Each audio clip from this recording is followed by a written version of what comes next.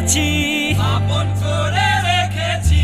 প্রথম যৌবনের কালে যেদিন তোমায় দেখেছি, এ দেহ পিঞ্জিরার মাঝে আপন করে রেখেছি। আমি জানতাম যদি পাখি দিয়া যাবা পাখি, জানতাম যদি পাখি দিয়া যাবা পাখি, উড়তাম না আর তুমি আশায় আমারে কান্দায়া পাও কিছু।